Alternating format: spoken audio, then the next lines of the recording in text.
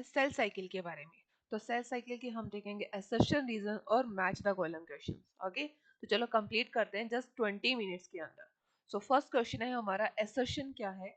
Interface is resting stage. कि interface क्या है? रेस्टिंग स्टेज होती है, जो हम जानते हैं इट्स कंप्लीटली राइट। क्योंकि अगर हम बात करें कि दो माइटोसिस डिवीजन के मिडल के अंदर जो फेज आती है उस फेज को हम क्या बोलते हैं? इंटरफेस बोलते हैं। तो वो हो गई रेस्टिंग फेज, जो कंप्लीटली राइट है। रीजन क्या है? रीजन है the interphase cell is metabolically inactive. तो मेटाबॉलिकली इनएक्टिव नहीं होती, इंटरफेस के अंदर सेल्स रेस्ट जरूर करती हैं, बट वो मेटाबॉलिकली क्या होती हैं? एक्टिव होती हैं। और यहाँ लिखा है इनएक्टिव, इसके रीजन से हम क्या कहेंगे? assertion is true and reason is false, यानी option C. now second question, assertion histone are basic protein of major importance in packaging of eukaryotic DNA, and histone protein comprise formation of bulk of eukaryotic chromosomes। कि histone protein क्या है? Basic protein होती है, ये हम जानते हैं। और वो दूसरा क्या है? डीएनए और हिस्टोन प्रोटीन क्या करते हैं? क्रोमेटिन बनाते हैं, जो क्या करते हैं? जो कि बल्क या बहुत सारा मटेरियल हम कह सकते हैं यूकैरियोट्स क्रोमोसोम्स का। तो वो भी कंप्लीटली क्या है? राइट है। रीजन क्या है? रीजन है हिस्टोन आर 5 मेजर टाइप। सो जो 5 मेजर टाइप है हिस्टोन, वो कुछ इस तरीके से होती हैं: H2A, H2B, H3 और H4। ये सारों तो क्या बनाती हैं? ऑक्टामर बनाती है। और इसी के साथ यहाँ क्या जुड़ता है? H1 जुड़ता है। ये भी कंप्लीटली स्टेटमेंट राइट है। तो ये स्टेटमेंट दोनों राइट है, लेकिन रीजन के अंदर सिर्फ और सिर्फ बात हो रही है हिस्टोन की, कहीं भी डीएनए की बात नहीं हुई, कहीं भी क्रोमेटिन क्रोमोसोम वर्ड ही नहीं आया। सो हम क्या कहेंगे? assertion and reason are true, but reason is not the correct explanation of assertion. Now question third, assertion। assertion है DNA synthesis occur in G1 and G2 period of cell cycle. कि DNA synthesis होता है G1 और G2 periods के अंदर। Reason क्या है? Reason है during G1 G2 phase the DNA content become double. अगर हम बात करें तो डीएनए का जो सिंथेसिस होता है वो होता है एस फेज के अंदर, जिसे हम एस या सिंथेसिस फेज भी बोलते हैं। और G1 और G2 फेज कौन सी होती है? इसे हम G से हम वर्ड कह सकते हैं ग्रोथ फेज होती है, जहां पर प्रोटीन का अमाउंट बढ़ता है, जहां ट्यूबुलिन प्रोटीन बनेगी, प्रोटीन एंजाइम्स बनते हैं, ठीक है, सेल के साइटोप्लाज्म बनता है, ना कि डीएनए बनता है। सो फर्स्ट स्टेटमेंट भी रॉन्ग है, क्योंकि उसमें कहा है डीएनए सिंथेसिस G1 G2 में होता है, जो कि नहीं, डीएनए सिंथेसिस एस फेज में होता है। सेकंड जो रीजन है during G1 G2 phase DNA content become double, तो वो डीएनए सिंथेसिस में होता है, ना कि G1 G2 में होता है। क्योंकि G1 G2 के अंदर डीएनए के सिंथेसिस पे कोई चेंजेस नहीं आता। ओके, सो हमारा आंसर क्या होगा? Both assertion and reason are false. Now move करते हैं नेक्स्ट क्वेश्चन। सो क्वेश्चन 4 क्या है? क्वेश्चन 4 है assertion due to inactivation of cell cycle some cells undergo G0 phase। तो G0 phase क्या है? एक तरीके से कह सकते हैं हम शांत फेज होती है, क्यूशेंट फेज है, जहां पर सेल्स कुछ भी काम नहीं करती, सेल इनएक्टिव हो जाती है। तो ये स्टेटमेंट कंप्लीटली ट्रू है। G0 phase occur due to non availability of mitogen and energy rich compounds। अब यहाँ पर माइटोजन और एनर्जी रिच कंपाउंड्स क्या है? तो अगर सेल के पास ये नहीं होगा तभी सेल क्या होती है? इनएक्टिव होती है। तो ये दोनों कंपाउंड करते क्या है? ये दोनों कंपाउंड सेल को एक्टिव करने में हेल्प करते हैं।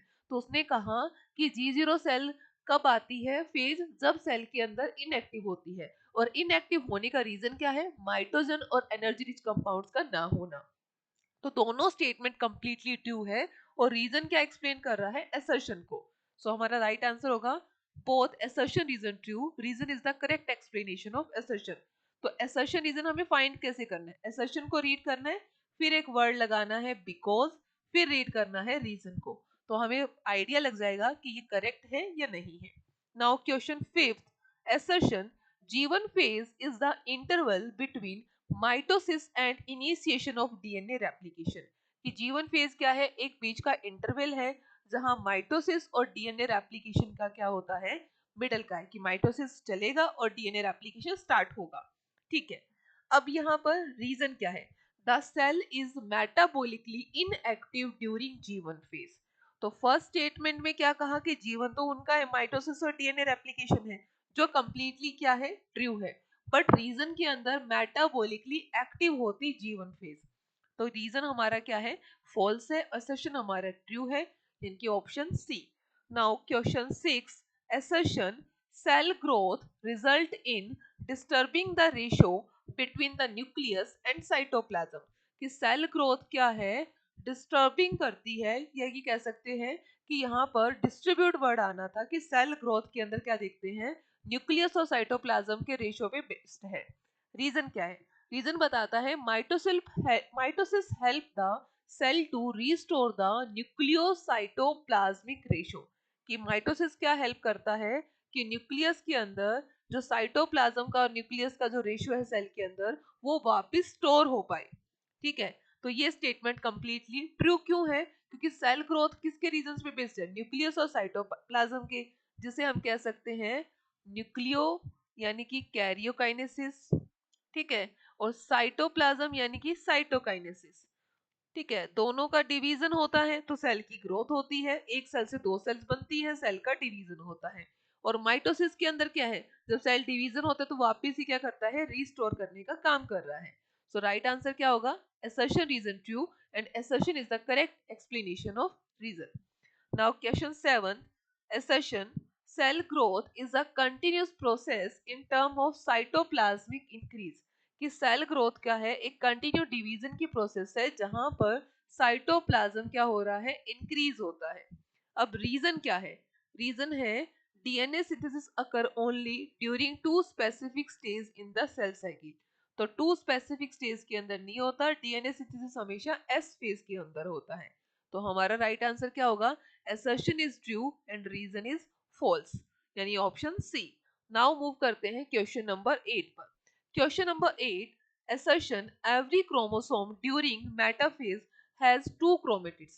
कि हर क्रोमोसोम्स के पास मेटाफेज के टाइम कितने क्रोमेटिड्स होते हैं, टू क्रोमेटिड्स होते हैं, जो कि कंप्लीटली राइट है। हमें कुछ इस तरीके से दिखते हैं, एक क्रोमोसोम्स के पास जो दो क्रोमेटिड है तो ये दो क्रोमोसोम्स हो गए।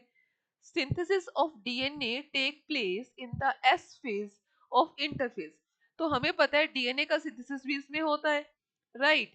तो यहाँ पर क्या है, assertion भी ट्रू है, रीजन भी ट्रू है, और रीजन क्या कर रहा है, एक्सप्लेन कर रहा है। सो यानी कि ऑप्शन हमारे पास यहाँ क्या होगा, first. Question 9, assertion mitosis maintain the genetic similarity of somatic cell. तो माइटोसिस हमेशा सोमेटिक सेल में होता है, ये राइट है। Reason, chromosomes do not undergo crossing over. तो ये स्टेटमेंट क्या ट्रू है क्या फॉल्स है? तो क्रोमोसोम्स अगर क्रॉसिंग ओवर में जाएंगे तो वहां वो स्टेज किसका है, क्रॉसिंग ओवर के अंदर होमोलोगस जो क्रोमोसोम्स होते हैं वहां पर साइनेप्सिस होता है, जेनेटिक मटेरियल का एक्सचेंज होता है, जो देखने को किसमें मिलता है, मियोसिस का करेक्टर है। तो उसने लिखा कि क्रोमोसोम्स क्रॉसिंग ओवर नहीं करते, यानी कि वो मियोसिस नहीं करते। तो मियोसिस नहीं कर रहे हैं तो वो कौन सा डिवीजन करते हैं, माइटोसिस करते हैं, जिसके रीजन से उनका जेनेटिक जो सिमिलरिटी है वो सेम रहता है। तो ये भी कंप्लीटली राइट है। तो हम क्या कहेंगे, both assertion reason true and reason is the correct explanation of assertion। Now question 10, assertion karyokinesis occur in M phase। So karyokinesis का मतलब होता है न्यूक्लियस का डिवीजन। सो न्यूक्लियस का डिवीजन एम फेज में होता है, जो कि हम कह सकते हैं कि कंप्लीटली क्या है, रोंग है। Cell division stop in M phase, तो सेल का डिवीजन स्टार्ट होता है एम फेज के अंदर। तो ये भी क्या हो गया, रोंग, क्योंकि कैरियोकाइनेसिस क्या है, न्यूक्लियस का डिवीजन, वो एम फेज को डिफाइन नहीं करता है। ओके, सो हमारा राइट आंसर क्या होगा, both assertion reason are false.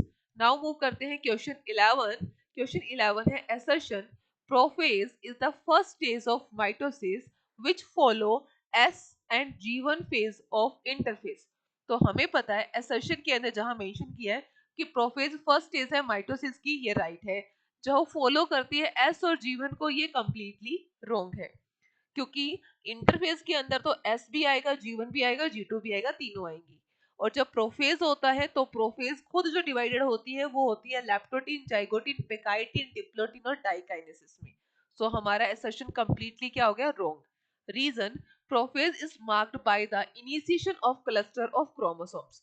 तो प्रोफेज के अंदर क्रोमोसोम्स का क्लस्टर नहीं होता, न्यूक्लियर मेम्ब्रेन क्या होती है? ब्रेक होने लगती है, क्रोमोसोम्स कंडेंस होने लगते हैं। ठीक है, सो ये भी क्या हुआ? Wrong. So both assertion reason are false. Now question 12, assertion, during anaphase centromere of each chromosome split and chromatids separate. So during anaphase में क्या होगा? अगर सेंट्रोमियर ब्रेक नहीं होगा तो क्रोमोसोम से सेपरेट नहीं होंगे। तो ये स्टेटमेंट तो कंप्लीटली राइट है। रीजन क्या है? Chromatids move to opposite pole. तो ये उन्होंने दो कैरेक्टरिस्टिक किसके बता दिए हैं? एनाफेज के बता दिए हैं। जहां पर हम क्या देखते हैं? इस तरीके से स्पिंडल फाइबर्स हैं, यहाँ क्रोमेटिड्स ऐसे क्या होते हैं? सेपरेट होंगे, तभी अपने अपने पोल्स की ओर जाएंगे। ये इधर जाएगा, ये इधर जाएगा, ये इस तरफ जाएंगे, ये इस तरफ जाएंगे। तो ये स्टेटमेंट कंप्लीटली क्या है? राइट है। अपोजिट पोल मतलब ये क्रोमोसोम इस तरफ जा रहा है, वो क्रोमोसोम उस तरफ जा रहा है। ठीक है, so assertion and reason true and reason is not the correct explanation of assertion. Next है question 13, assertion, mitosis is often called indirect division। कि माइटोसिस कैसा डिवीजन होता है? इनडायरेक्ट डिवीजन होता है। रीजन क्या है? रीजन है mitosis divide a parent cell into two daughter cell. क्योंकि माइटोसिस डिवीजन से क्या होता है? एक जो पेरेंट सेल है वो दो डॉटर सेल में डिवाइड होती है। दोनों राइट है स्टेटमेंट, लेकिन इनडायरेक्ट डिवीजन कैसे होता है ये यहाँ पे बताया नहीं गया स्टेटमेंट के अंदर।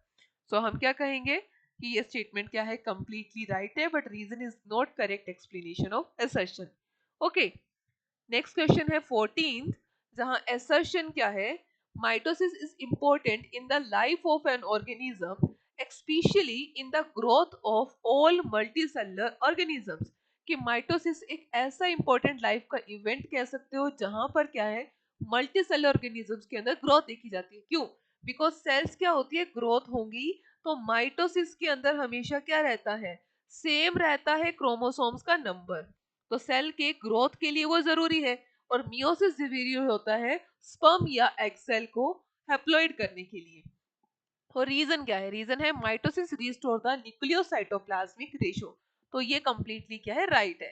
ये राइट है कि माइटोसिस क्या करता है? न्यूक्लियस और साइटोप्लाज्म के रेशो को मेंटेन करके रखता है, जिससे मल्टीसेलुलर ऑर्गेनिजम्स की ग्रोथ हो सकती है। So both assertion reason right and reason is the correct explanation of assertion. Now question 15, assertion, in animal cell the cytokinesis is marked by the appearance of furo। Furrow का मतलब होता है खांच बन जाना। इन प्लाज्मा मेम्ब्रेन, कि in animal cell के अंदर जो साइटोकाइनेसिस हम देखते हैं, तो इस तरीके से क्या होती है? पहले के सेल के अंदर खांच बनती है, जिसे हम क्या बोलते हैं? सेल प्लेट बोलते हैं। रीजन क्या है?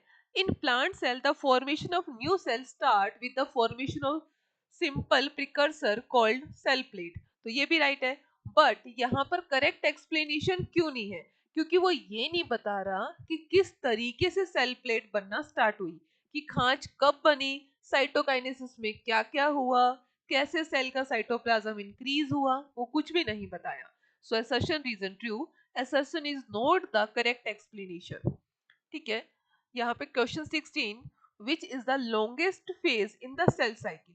कि सेल साइकिल की लॉन्गेस्ट फेज कौन सी है? एनाफेज, मेटाफेज, मियोसिस, ये दो तीनों क्या है? स्मॉल फेज है। लेकिन इंटरफेज क्या है? लॉन्गेस्ट फेज है, जिसमें आती है G1 S G2, 3 फेजेस आती है, देन आता है M phase. Okay, so question का राइट आंसर होगा option C, interphase. Now next question 17, in the cell cycle which stage is incorrectly termed the resting phase। कि ऐसी कौन सी फेज है जिसके लिए हम क्या कह सकते हैं? इनकरेक्टली वर्ड यूज हो रहा है, रेस्टिंग फेज। सो यहाँ फर्स्ट है एस फेज होती है सिंथेसिस फेज। टीलोफेज जहां पे डिवीजन होगा और वहां पे सेंट्रोमियर बनना स्टार्ट हो जाएगा। ठीक है, साइटोकाइनेसिस जहां पर सेल का डिवीजन होगा। बट इंटरफेज क्या है? इंटरफेज को हम कह सकते हैं इनकरेक्टली टर्म रेस्टिंग फेज। क्यों? बिकॉज इंटरफेज के अंदर G1 भी आ रहा है, S भी आ रहा है, G2 भी आ रहा है, और इंटरफेज के अंदर क्या कह सकते हैं? सेल रेस्ट करती भी है और नहीं भी करती। ठीक है, तो सेल कंप्लीटली रेस्ट नहीं कर पाती। Question 18, spindle fibre attach to which part of a chromosomes. तो हम यहाँ बनाते हैं सबसे पहले स्पिंडल फाइबर से, ये सेंट्रियोल्स है, यहाँ पे ये स्पिंडल फाइबर है, ठीक है। अब यहाँ पर फर्स्ट है हमारे पास सेंट्रोमियर, सेकंड है सेकेंडरी कॉन्स्ट्रिक्शन, थर्ड है क्रोमोसोम, फोर्थ है क्रोमेटिड। और पूछा क्या गया है, स्पिंडल फाइबर किसके साथ अटैच होते हैं, तो वो होते हैं सेंट्रोमियर के पास।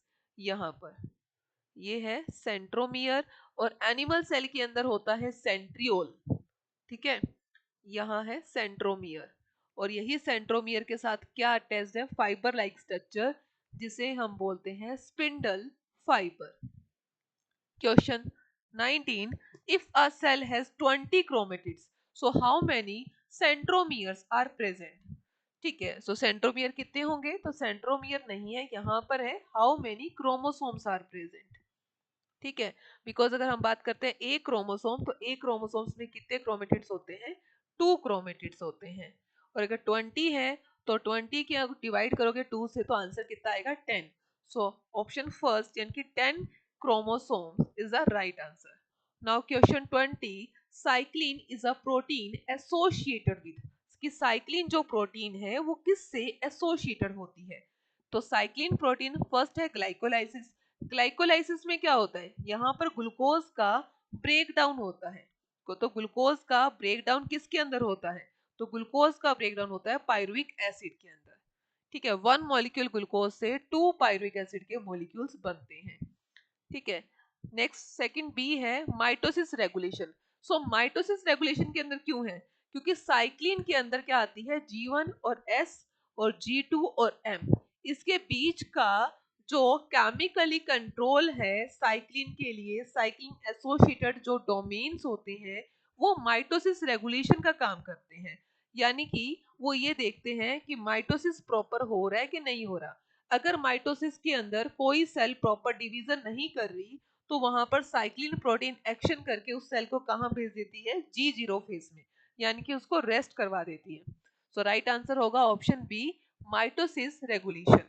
Now question 21, match the columns. So column first है chromosome in matching pair are called, कि अगर क्रोमोसोम्स क्या होते हैं, मैच करते हैं, मैचिंग पेयर्स होते हैं, तो हम उन क्रोमोसोम्स को क्या कहते हैं।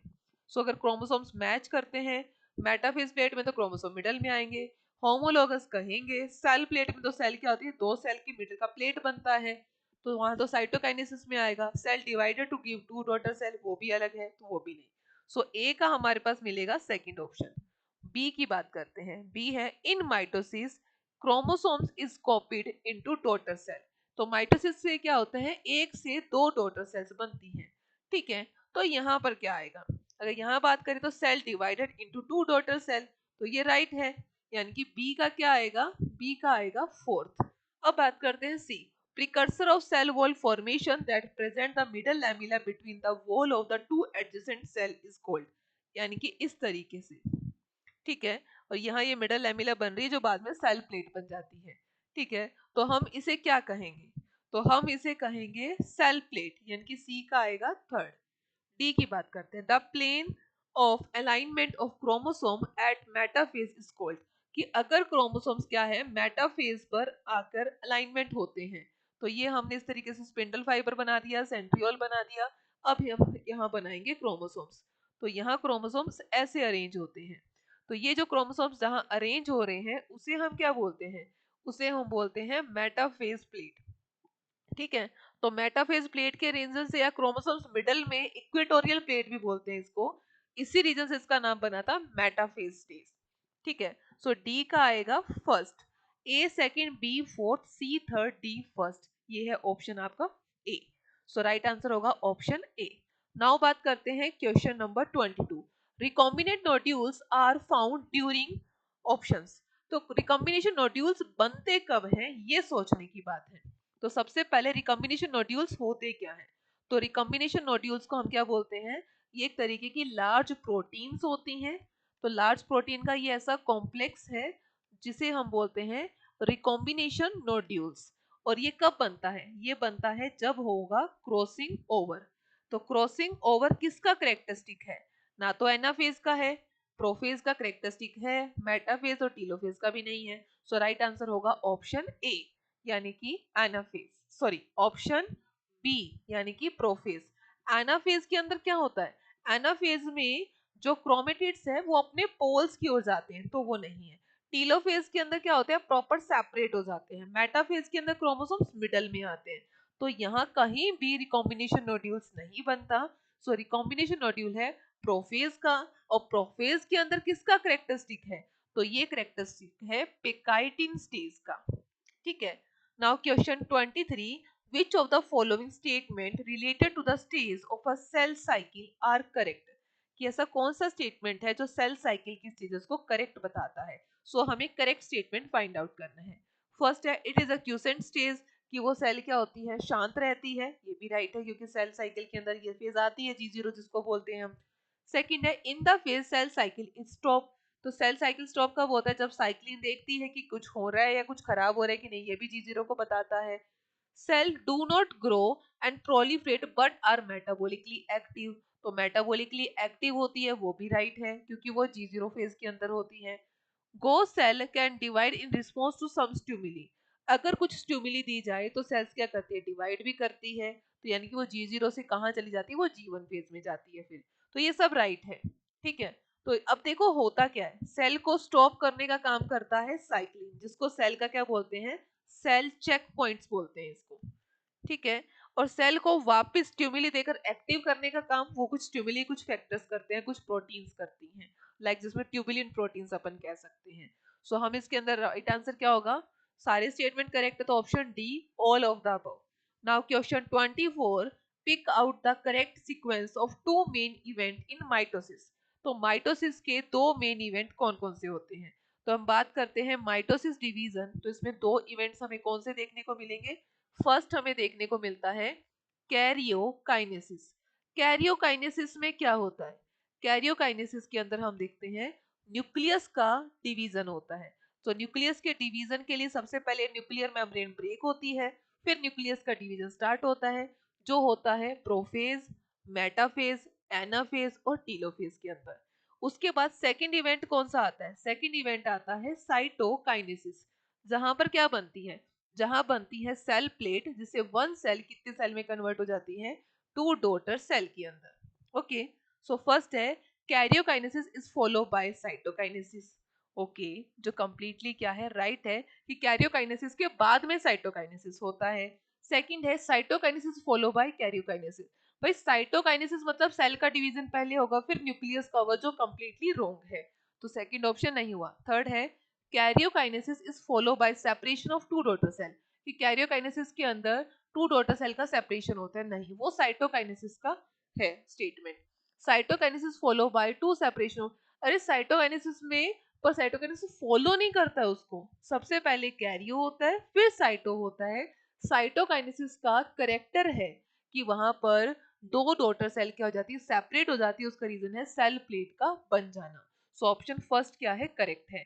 Now question 25, when synapsis is complete all along the chromosomes, the cell is said to have entered a stage is called, जहां पर सेल क्या करती है, साइनेप्सिस कंप्लीट हो जाता है तो सेल कहाँ एंटर करती है, तो सेल एंटर करती है पेकाइटिन के अंदर, बिकॉज वहां पर अब क्या होगा, क्रॉसिंग ओवर कंप्लीट हो रहा है, सिनेप्सिस के कॉम्प्लेक्स बन रहा है, इसलिए। सो राइट आंसर होगा option B pectin. Thank you.